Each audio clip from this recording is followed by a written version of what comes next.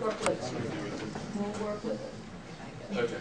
Hello, my name is Jordan, for most of you know, and today I'm going to talk to you about becoming an organ and tissue donor. How many of you are currently an organ and tissue donor? Okay, well, according to DonateLife.net, there were 83.6 million organ donors nationwide last year. This may seem like a lot, but actually it's less than 1/3 of the population, considering that there are 300 million people living in the United States.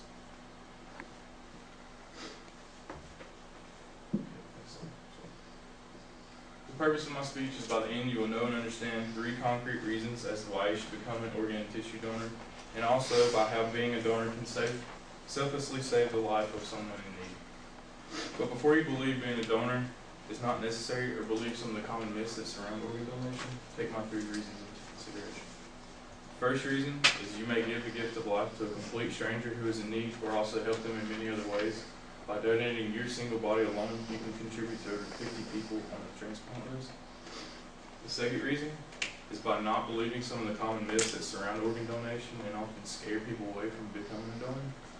And the third reason is how being a donor may someday directly impact your life, as it had a direct impact on my life. The first reason is that you no longer need these organs after death, and they can stay here and help give someone else life that is fighting for life here. What organs can you donate? You can donate things such as your heart, kidneys, pancreas, lungs, liver, intestines, the cornea of your eye, skin and ligaments, bones and bone marrows. Ligaments such as oftentimes when someone such as an athlete tears an ACL, this is often replaced with cadaver ACL. And also you can donate organs before you pass on or die. A lot of times this is given to loved ones or siblings when they cannot find a proper organ match and they need the organ. This can be things such as one kidney, bone marrow, and small parts of your lungs and liver.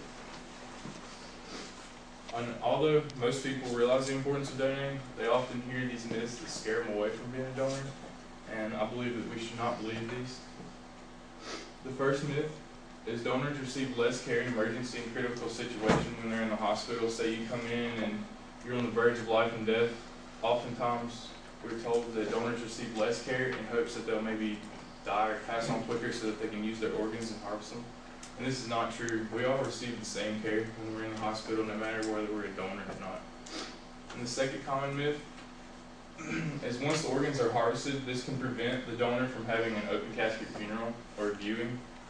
And this is also not true. Most of the time you're fully clothed and it's covered up where any incisions were made, so you cannot tell the difference. And if something like skin is taken from the donor, they will replace it with an artificial skin, so it's not as noticeable.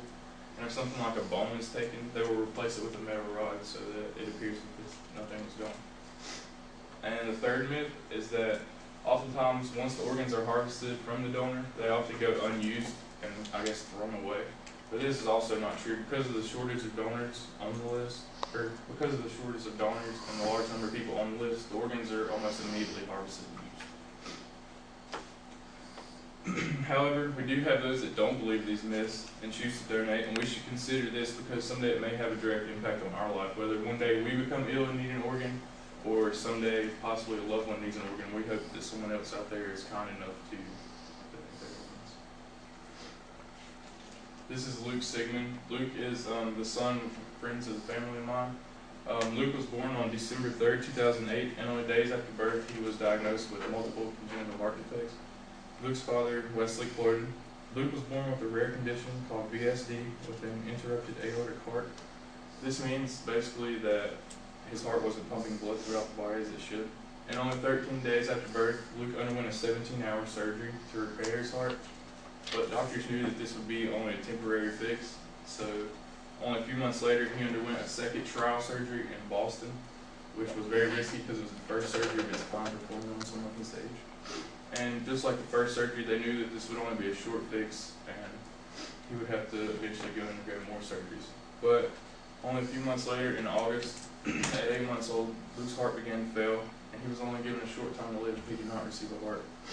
And on October 31st, 2009, only 3 months on the waiting list, which is a very short time considering the large number of people on the waiting list, Luke received a heart, and now he's growing up and living the healthy life of a normal 2-year-old. He turns 2 on Friday, and he's living his normal life.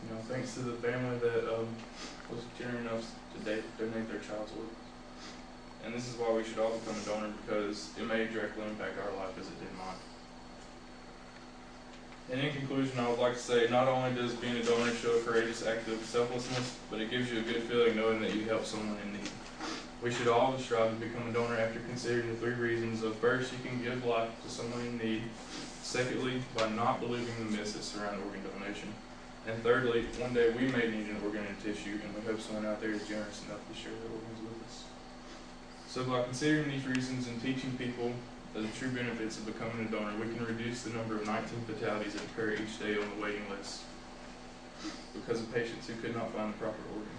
And I would like to leave you with a quote that says, from quotegarden.com, that says, "Don't think of organ donating as giving up a part of yourself to keep a total stranger alive. It's really a total stranger giving up almost of himself to keep a part of you alive."